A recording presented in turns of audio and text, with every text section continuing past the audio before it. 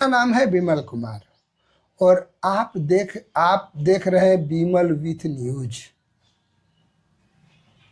और अभी मैं हूँ झारखंड के गोड्डा जिला अंतर्गत केड़ो बाजार में। एक नाम है केड़ो बाजार का जी। प्रभु तुम चंदन हम पानी। और एक चलते चलते प्रभु जी का दर्शन हुआ है। क्या नाम हुआ बाबा आपका? जी, मेरा नाम हुआ धीरज पाठक। हम प्रयागराज के रहने वाले हैं। आप प्रयागराज से यहाँ चल के आए हैं, उसका क्या कारण है? कारण ये है चाचा जी कि हिंदू सनातन धर्म को जीवित रखने का काम कर रहा हूँ। काम ऐसा है कि एक पुत्र पिता के साथ कैसा व्यवहार रखना चाहिए, एक माता और पिता के साथ कैसा व्यवहार होना चाहिए, और एक भाई और भाई में कैसा प्रेम होना चाहिए, और भाई और बहन में कैसा व्यवहार होना चाहिए, गांव और समाज में कैसा वर्चस्व होना चाहिए, कहाँ कैसे बैठा और कहाँ कैसे उठा जाएगा। ये श्री राम कथा रामलीला मंचन के द्वारा, सुनिए ना, रामलीला मंचन के द्वारा, जैसा कि भगवान श्री राम ने अपने जीवन में जो चरित्र चित्रण किया, धरती पर जन्म लिए, उसी प्रकार से हम इस कथा के माध्यम से, मंच के माध्यम से, कलाकारों के माध्यम से एक सनातन धर्म को जीवित रखने का काम कर रहा हूँ। बाकी हमारा उद्देश्य ये नहीं है कि पैसा कमाना। हमारा उद्देश्य ये है कि जन जन तक भगवाधारी हो, जन जन तक लोगों के मस्तक पर तिलक हो भगवान का, और जन जन तक श्री राम मुखार बिंदों से निकले लोगों को। और जैसा आपको पता है कि रामायण जी, श्री रामचरितमानस जो तुलसीदास जी द्वारा लिखी हुई है, पूरे रामायण में मर्यादाओं की बात है। जी, आप देखते हैं कि अपने पिता की इच्छा के लिए, राजा दशरथ की इच्छा को पूरा करने के लिए श्री राम ने राजगद्दी को ठुकरा दिया और वनगमन कर गए। अपने जनता को की इच्छा को पूरा करने के लिए उनको लगा माता सीता को वनवास कर दिए। ऐसा क्या होता है? नहीं होता है। लेकिन मर्यादाओं के बीच में रहते हुए श्री रामचंद्र जी, चूंकि वो तो जुगे जुगे संभव हर युग में भगवान का अवतार होता है, और वो भगवान नहीं, निराकार नहीं, वो साकार रूप में आते हैं। द्वापर में श्री कृष्ण आए, फिर श्री राम आए, और भी आते ही रहते हैं। और साधु संत भी कौन जाने किस रूप में नारायण मिल जाए। हम क्या हैं, बाबा क्या है, ये किसी को पता नहीं। लेकिन आप अच्छा कर्म करोगे तो आपको अच्छा ही फल मिलेगा। इसी को लेकर के बाबा जो चले हैं। तो आप ये बोलिए कि मर्यादाएं, आप जिस मर्यादा की बात कर रहे थे, अवश्य ये बोलिए कि आज के युग में ये मर्यादा का पतन होता जा रहा है। मैं देख रहा हूं कि जिस माता को घूंघट में होना चाहिए, पर्दे में होनी चाहिए, वो इंटरनेट के जमाने में पूरे कपड़ा खोल के अपने बदन को दिखाती है। आपके इस रामायण से या जो रामलीला से वो कितना प्रभावित होंगे? देखिए, बात यह है कि उन्हें कहा गया है, ये बताइए आप, पुरुषोत्तम किसे कहा गया है?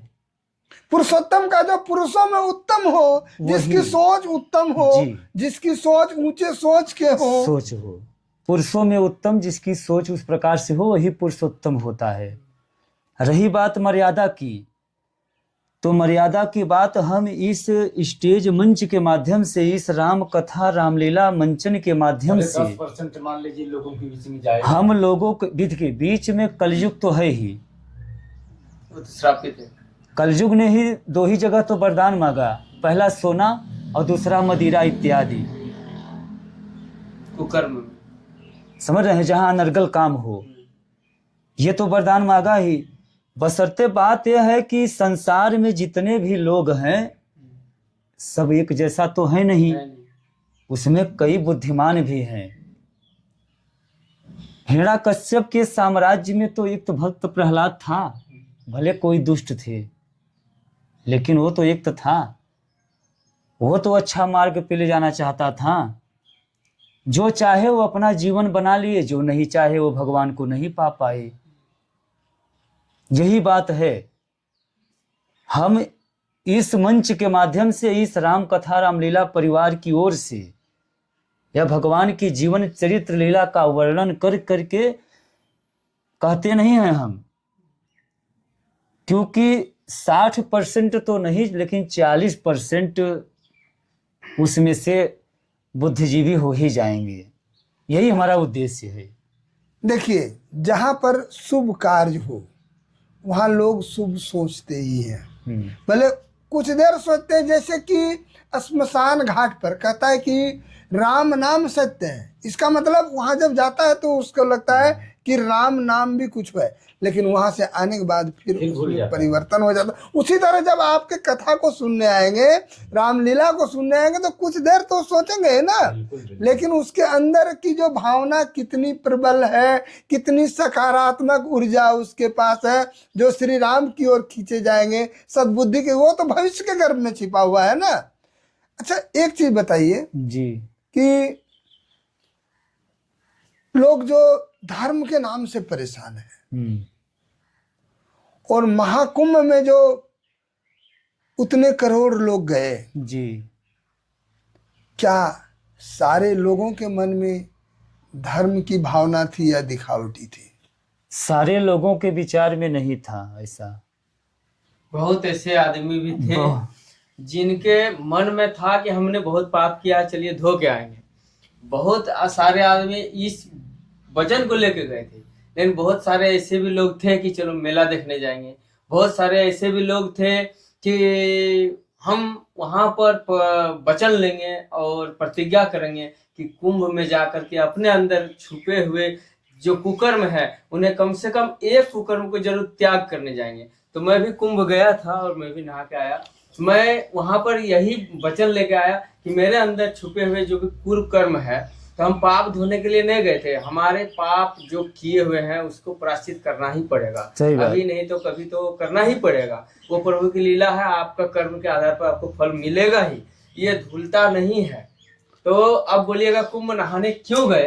कुंभ नहाने गए कि हम कुंभ गए और हमारे अंदर छुपे हुए कुछ भी त्रुटियां हैं, कुछ भी गलती हम कर रहे हैं, या हमारे अंदर में कोई भी बुराई हो, तो हे भगवान, हे त्रिवेणी संगम, हे गंगा मैया, हमारे अंदर एक भी बुराई कम से कम ना रहे। तो एक बार में तो सब बुराई को हम त्याग नहीं कर सकते, तो कम से कम एक एक बुराई तो हर जगह जाकर के कथा में या कुंभ में कहीं भी जाकर के त्याग कर सकते हैं। और इस संकल्प के साथ जो आगे बढ़ेगा तो जगह जगह पर जो भी धार्मिक अनुष्ठान होंगे उस अनुष्ठान में एक एक बुराई को अपना त्याग करेंगे तो आदमी धन्य हो जाएगा। अच्छा, आप ये बोलिए कि आपने दो बात रखा जी कि कुछ लोग तो उसका मनोरंजन करने गए थे, घूमने गए थे, और कुछ लोग जो अपने पाप को समर्पित करने गए थे। मुझे लगता है कि जो पाप को समर्पित करने गए थे वो शुद्ध मन में नहीं थे, बल्कि जो आनंद उठा रहे थे ना, उनका मन कहीं, उनके मन में कोई ऐसा नहीं था कि स्वार्थ नहीं था, मैं उस कुंभ में जाके कुछ पाऊं, बल्कि वो सबसे ज्यादा आनंद, और मुझे लगता है कि इससे ज्यादा फल उनको मिला। इस संबंध में आपका क्या कहना है? जो इसका उद्देश्य ऐसा था आपके बताने के अनुसार, जिनका उद्देश्य ये था कि मैं वहां तक उस जैसे पावन धरती पर पहुंचूं और वहां का आनंद लूं। भगवान श्री राम यही कहे थे कि हमें एक बार धरती पर जाना है और वहां देखूंगा कि मनुष्य कैसे रहता है और कैसे चलता है, क्या खाता है और कैसे पहनता है। वो जब यहाँ धरती पर उनका, इसीलिए उनके आने का उद्देश्य यही था कि वहाँ की लीला देखूंगा मैं और वहाँ घूमूंगा और वहाँ देखूंगा, लोगों से विचार करूंगा, लोगों के साथ चर्चित रहूंगा कि भगवान भी एक बार धरती पर मानव बनकर आए थे। तो कुछ लोगों का उद्देश्य वही था वहां जाने का, और मुझे लगता है वो ज्यादा सफल थे। वो ज्यादा पुण्य के भागी हुए। अगर कहीं देखा जाए दृष्टि में तो अधिक पुण्य के भागी हुए, जैसा कि भगवान श्री राम का चरित्र था यहाँ। इसीलिए तो कहा गया है कि बड़े भाग्य मानुष तन पावा, सूर्य दुर्लभ ग्रंथन सब गावा। जो ये उद्देश्य लेकर गए कि वहां घूमूंगा, वहां देखूंगा कैसा है, वहां का दृश्य कैसा है, कैसे गंगा मैया हैं, ये भावना यदि लेकर के गए वो, तो कहीं नहाने से, डुबकी लगाने से ढेर फल उन्हें प्राप्त हुआ। अच्छा एक चीज बताइए जी। जैसे मेरे मन में कुंभ में नहाने की कोई भावना नहीं थी, मैं उसको अपने जीवन का आवश्यक अंग नहीं मानता था, इसका क्या कारण है? दिल की कोठरिया साफ नहीं, ऊपर से नहाए का हुई। नदी है आपके गांव में, गंगा मान के स्नान करके देखिए, श्रद्धा हो जाए जिस दिन आपके अंदर। नहीं मंगल हो जाएगा तो कहना बाबा आया था प्रयागराज से, झूठ बोल के गया। भावना ऐसी होनी चाहिए।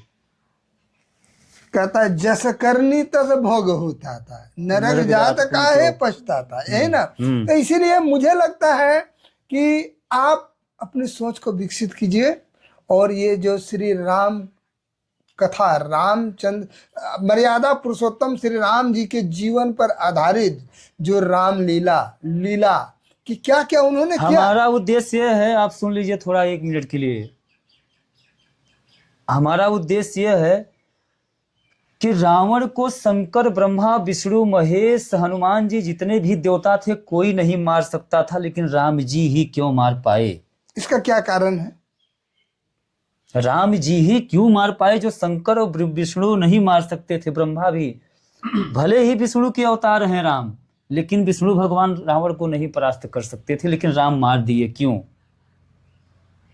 जब राम जी रावण को मार दिए और रावण जमीन पर गिर गया, पार्वती बोली क्या आज ये पहला बार ऐसा हुआ है कि धरती पर राम जी ने एक किसी आपके भक्त को धराशाही कर दिए, ये आपकी कैसी लीला है? तब जाकर के वहां पर मंदोदरी को खबर गया गुप्तचरों द्वारा कि हे माता, आपके पति इस समय वीर गति को प्राप्त हो गए, रावण सरकार धरती पर गिर गए। तो वहां से मंदोदरी क्रोध में आई, बोली कि आज यही चलकर के देखना है कि जो कि आज मेरा पति रावण, समस्त तीनों लोकों के देवता आज उस लंका में बंदी हैं, रावण की आराधना कर रहे हैं, आज वो मेरे पति को मारने वाला ऐसा कौन पैदा हुआ? या नर है या नारायण हो, जो कि ब्रह्मा, विष्णु, महेश, समस्त देवी देवता नहीं मार सकते थे उसको। ये कौन आ गया जो आज मेरे पति को परास्त कर दिया? जब वहां पर आती हैं क्रोध में कि मैं चल करके उसे भस्म कर दूंगी जो मारा होगा हमारे पति को। जब मंदोदरी आती है क्रोध में, पूछती है मेरे पति को मारा था जो, वो कहाँ है? तो बोले कि वहां बैठा है शिला पे। और जैसे माता मंदोदरी जाती हैं राम जी के पास और उनकी परछाई पड़ी और राम उठकर खड़े हो गए, बोले माता आप? तो बोले कि हाँ राम। राम जी बोले कि आपका तो पति रावण पुरुषों में भी बहुत बलवान थे, अगर उनकी मैं करुणा करूं, उनकी अगर मैं बखान करूं तो भी हमारे लिए कम है। तो क्या पूछती है मंदोदरी? वहां कहती हैं कि हे राम, हमारे पति को आज तुमने मारा। कहें हाँ माता। अभी तक नहीं जान पाई आप? कहे जान गई। बोली क्या जान पाई आप? तो वही बताती है मंदोदरी कि जो कि काल कुबेर को कालर से पकड़ करके धरती पर लाए, समस्त देवी देवता, शनि, नवग्रह आज लंका में बंदी हैं, नहीं मार पाए हमारे पति को, आज तुमने मारा। यही एक अंतर है कि मुझ जैसी सुदर्शना होते हुए भी मेरा पति रावण तुम्हारा पत्नी चाहता था, लेकिन एक तू है राम कि पर स्त्री की परछाई पड़ी, उठकर खड़ा हो गया, माता बोलने लगा। यही अंतर था। इसीलिए आज हमारा पति आपके हाथों से वीर गति को प्राप्त हो गया। ये उद्देश्य है हमारा। वो थे मर्यादा पुरुषोत्तम राम, वो था पागल प्रेमी राम। उससे पॉलिटिक्स सीखिए, उसकी कहानी से हेमोबैली सीखिए, उसके कहानी से हमें आगे जाने का मार्ग, समाज में बैठने का तरीका, तजुर्बा, कैसे रेंगा जाएगा, कैसे एक पुत्र और पिता का व्यवहार होना चाहिए, एक माता पुत्र का कैसा व्यवहार, एक भाई भाई का प्रेम। चित्रकूट में जब पहुंचे भरत जी महाराज, राम जी तो वन देवी आई, बोली प्रणाम, मैं आप हमारे चित्रकूट में आ गए, मैं आपकी स्वागत करना चाहती हूँ। तो बोली कि आ गए हैं, कुटिया बना लेंगे, रह लेंगे, और मुझे कुछ नहीं चाहिए, लेकिन वन देवी कहीं नहीं, मैं सेवा करूंगी। तो राम जी क्या बोले? राम जी यही बोले कि हे देवी, जिस रास्ते से मैं आया हूँ उस रास्ते का कांटे हटा दो। बोली अब तो आप आ गए, कांटे हटाऊं या न हटाऊं उससे क्या फर्क? कहे नहीं, कांटे इसलिए हटा दो देवी कि मेरा एक बावरा भाई भरत है पागल, वो आएगा इस रास्ते से, उसको कांटे नहीं चुभने चाहिए, इसलिए कांटे हटा दो। यही निवेदन है भाई के लिए इतना प्रेम। तो फिर वन देवी कहती है कि आपका भाई का शरीर इतना कोमल है, उसको कांटे चुभ जाएगा और सहन नहीं कर पाएगा। तो राम जी क्या कहते हैं, मेरे भाई का शरीर इंद्र का वज्र भी यदि उसके छाती से टूट के चकनाचूर हो जाएगा, हमारे भाई को कांटा परेशान नहीं करेगा। लेकिन देवी, कांटे इसलिए हटा दो कि मेरा भाई इस रास्ते से आएगा, अगर उसको एक भी कांटा चुभ गया तो मेरे भाई का यह सोचकर दिल टूट जाएगा कि मेरे कारण मेरे भैया को इन कांटों से होकर के जाना पड़ा, कितना पापी अभागा भरत है। अच्छा बाबा, ये उद्देश्य है बाबा हमारा। एक चीज बताइए, आदेश। आपने कहा कि मैं एक साल में 3 ही कार्यक्रम करता हूं। जी, इसके पीछे कारण क्या है? इसके पीछे कारण ये है, जब हम हमेशा करने लगेंगे तो लोग सोचेंगे इसका धंधा बिजनेस है, इसी के माथे से जी खा रहा है। परमात्मा की कृपा से खेती बाड़ी है, परमात्मा की कृपा से जजमानी है, कथा सुनाते हैं, विवाह करवाते हैं लोगों का, ब्राह्मण आदमी है ना। वैसो भी कहा गया है कि ब्राह्मणों का है पूजा पाठ, क्षत्रियों का है राज चलाना, और वैश्यों का है कृषि उपज रोजगार, सदा कृषि उगाना। आपके इस जो समिति है रामलीला का, इसका नाम क्या है? हमारे इसका है जय माँ शीतला रामायण प्रचारक मंडल, विंध्य क्षेत्र प्रयागराज। वो पोस्टर नहीं लगा है वहाँ। और आप क्या नाम बताया अपना? जी, मेरा नाम हुआ धीरज पाठक, पूरा एड्रेस है वो पोस्टर में। मैं विंध्य क्षेत्र प्रयागराज का रहने वाला हूँ। चलिए, मैं श्री धीरज पाठक जो रामलीला करवाते हैं, राम की लीलाओं का बखान करते हैं, इनके मुखारविंद से लोग श्री राम के जो मर्यादा पुरुषोत्तम श्री राम के विचारों को, उनके द्वारा किए गए कृत्यों को देखते हैं, और एक लीला के माध्यम से जिससे लोगों का मन भी खुश होता है, बिल्कुल, रसास्वादन भी होता है, अंतर आत्मा भी मुग्ध हो जाती है। मैं श्री धीरज पाठक को, इनके एक समिति के सारे लोगों के साथ मैं अपने चैनल में जुड़ने के लिए बहुत बहुत बधाई देता हूँ। साथ में हमारे नलिन कुमार दत्ता हैं, जिनकी असीम कृपा से मैं श्री धीरज पाठक के पास आया हूँ, और कहता है तेरे चेहरे में वो जादू है, बिंडोर की। ये हमारे इन्होंने लाया है, और मैं श्री धीरज पाठक से और इनकी कमेटी से अनुरोध करता हूँ कि मेरे यहाँ भी झारखंड के गोड्डा जिला अंतर्गत पथरगामा प्रखंड के भलसुंदिया गांव में श्री राम कथा किया जाए, ये जो रामलीला किया जाए। मैं बिल्कुल आपसे अनुनय करता हूँ, विनय करता हूँ, आपको मेरे चैनल में भाग लेने के लिए बहुत बहुत बधाई, धन्यवाद। बहुत बहुत धन्यवाद। अपने रामलीला परिवार की ओर से आपका अभिनंदन है। एक मिनट, एक काम करना है, ये वीडियो चला रहा हूँ, समझे ना।